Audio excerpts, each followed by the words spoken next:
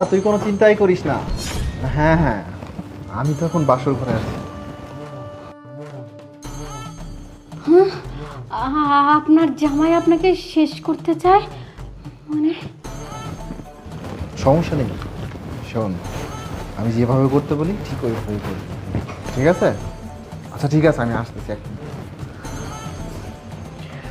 আচ্ছা নূপুর শোনো, তুমি একটু এক মিনিট বসো, আমি বাইরে যাবো আর আসবো। হ্যাঁ আচ্ছা ঠিক আছে। এই কাজ হয়েছে? আরে কাজ হয়েছে মানে জব্বর কাজ হয়েছে। এমন ওষুধ মিশিয়েছে না, খাওয়ার সাথে সাথে গেলাম পথে।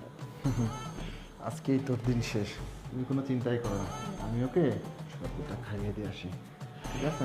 আচ্ছা ঠিক আছে, যাও তাড়াতাড়ি এসো। নূপুর, দেখো তোমার জন্য আমি নিজ হাতে জুস বানিয়ে আনছি। জুস? হ্যাঁ, জুসটা তুমি খাও। আচ্ছা ঠিক আছে, কি হলো, খাও। খাচ্ছি তো।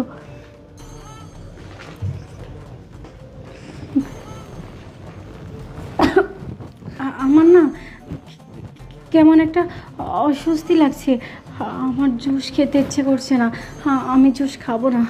আরে শুনো, দেখো আজকে আমাদের বাসর রাত, আমি তোমাকে ভালোবেসে জুস বানিয়ে আনছি তোমার জন্য, আর তুমি খাবে না?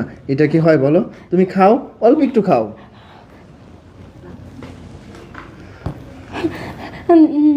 না না, আমি জুসটা খাবো না, আমার পেটের মধ্যে কেমন একটা করছে, আমি এই জুসটা খেতে পারবো না। আপনি এক কাজ করুন, এই জুসটা আপনি খেয়ে নিন। আচ্ছা আমি তো খাবো। দেখো নূপুর, আমি কিন্তু এবার রাগ করব। আমি তোমার জন্য এত কষ্ট করে বাইরে থেকে জুস বানিয়ে আনলাম, আর তুমি, আরে তুমি কার সাথে কথা বলছো? আমি তো বুঝতে পারছি না। কারোর সাথে না, কার সাথে আবার কথা বলবো? আপনার সাথে। আমি আর আপনার ছাড়া তো কেউ নেই। একটা কাজ করুন, জুস আমি খাবো, আগে আপনি খেয়ে নিন, তারপরে বাকিটা আমি খাবো। আরে না না, দেখো আমার না সুগারের সমস্যা আছে, তুমি তো জানো তাই না? আমি জুস খেতে পারবো না, তুমি খাও, খাও না। আরে এই কে ওখানে?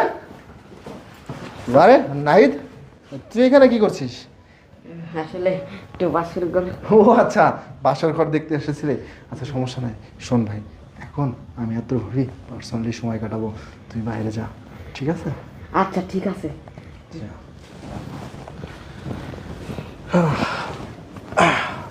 আরে ছোট মানুষ, কখনো বাসর ঘর দেখেনি তো, তাই আর কি দেখতে আসছে। আচ্ছা শোনো না, তোমাকে আমি যে জুসটা দিয়েছিলাম, জুসটা খাও, দেখো তোমার জন্য